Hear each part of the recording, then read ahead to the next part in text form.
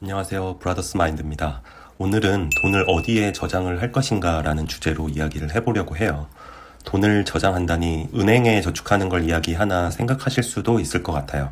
그것도 여러 저장 수단 중에 하나이기는 하지만 그게 전부는 아니죠. 그에 앞서서 잠깐 음식 이야기를 해볼 텐데요.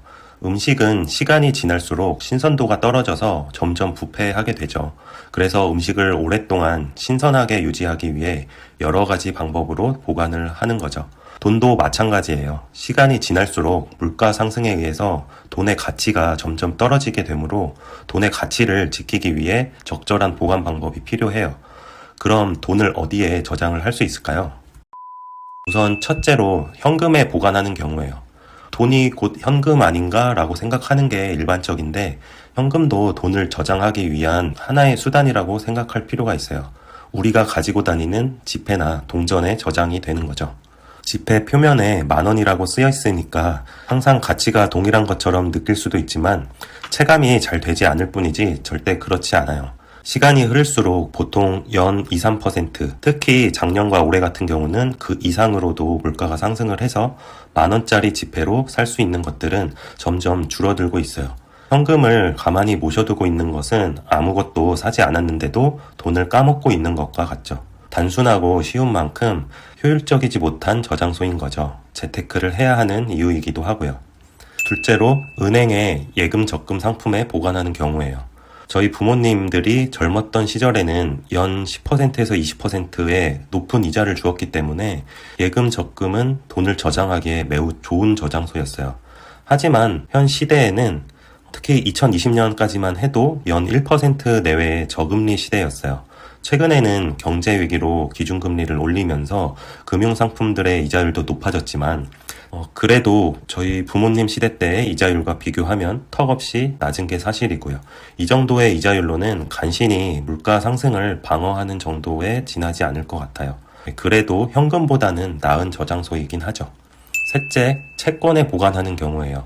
기업이 발행하는 회사채는 기업의 위험도에 따라 이자율이 0%에서 6% 정도까지 되는 것 같아요. 위험도가 높을수록 이자율도 높아지죠. 은행 이자율보다 높지만 원금이 보장되지는 않을 수 있어요. 반면에 국가가 발행하는 국채는 회사채에 비해서 이자율은 낮지만 원금은 보장이 돼요. 그래서 안정적이지만 수익성의 매력은 떨어지는 저장소이죠.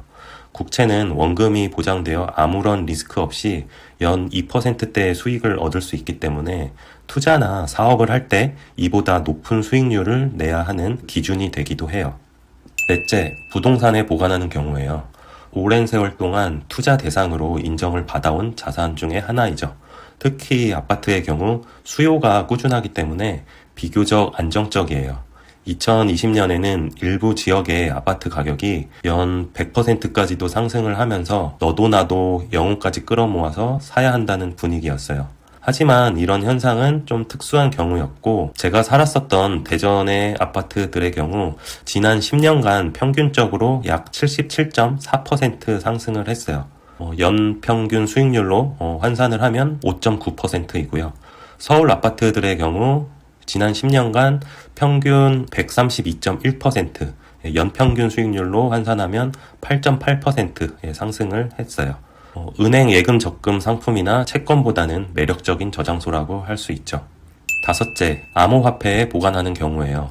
몇 년 전만 해도 미래의 화폐로서의 가치를 점점 더 인정받는 분위기가 형성되면서 가격이 급등을 했었어요. 물론 큰 변동성에서 큰 돈을 벌 수도 있지만 암호화폐의 가치를 가늠할 수 있는 기준이 굉장히 막연하기 때문에 투자보다는 투기에 가깝다고 보여지기도 해요. 변동성은 매력적으로 보이지만 다소 위험한 저장소가 아닌가 생각을 해요. 여섯째, 주식에 보관하는 경우예요. 돈을 주고 물건의 소유권을 사는 것처럼 돈을 주고 기업의 소유권을 사는 것과 같아요. 나 대신 기업의 대표와 직원들이 열심히 일을 해서 기업의 가치가 상승을 하면 나의 자산도 함께 불어나게 되는 거죠. 이런 기업을 발굴할 능력이 없다고 생각을 하면 ETF에 투자를 해도 되고요. 특히 미국의 나스닥 지수를 따라가는 ETF를 샀다면 지난 10년간 약 507.5% 수익을 얻을 수 있었어요. 연평균으로 환산을 하면 19.8%이고요. ETF는 상장 폐지의 위험이 없어서 안전하면서도 매우 매력적인 저장소라고 할 수 있어요. 이렇게 다양한 저장소들 중에 지금 여러분의 돈은 어디에 저장되어 있나요? 현금이나 은행 예금 적금이 무조건 나쁘다는 게 아니라 결국은 나중에 나의 소득이 줄어들거나 끊기는 시기를 대비할 수 있는 적절한 수익률을 내는 곳에 나의 돈이 저장되어 있는지가 중요하다고 할 수 있어요. 만약에 그렇지 못하다면 어디에 저장을 해두면 좋을지 고민을 해보고 거기에 필요한 공부를 해보면 어떨까요?